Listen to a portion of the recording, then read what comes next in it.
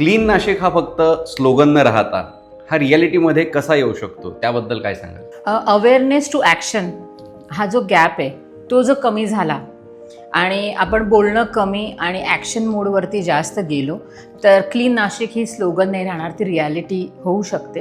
ह्या अनुषंगाने आम्ही एक इनिशिएटिव्ह घेतली होती काही वर्षांपूर्वी, where we were requesting people की तुम्ही तुमच्याकडे घरामध्ये न वापरातलं जे कपडे आहे, सुती कापड आहे, कर्टन्स आहे, बेडशीट्स आहे, साडी आहेत, ते आम्हाला द्या.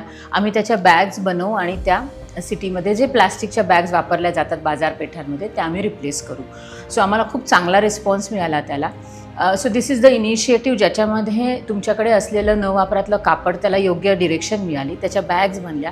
त्या बॅग्स फिमेलकडून बनवल्या गेल्या ज्या निडी आहेत. सो एम्पॉवरमेंट झालं, बिझनेस जनरेट झाला.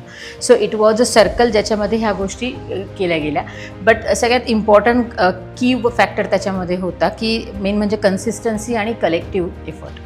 ह्या गोष्टी कंटिन्युअसली केल्या गेल्या आणि त्याच्यामुळे आम्ही जवळजवळ 20,000 बॅग्स दिलेल्या आहेत आत्तापर्यंत शहरामध्ये. म्हणजे आम्ही 20,000 प्लॅस्टिक बॅग्स कमी केल्या rather than what we done.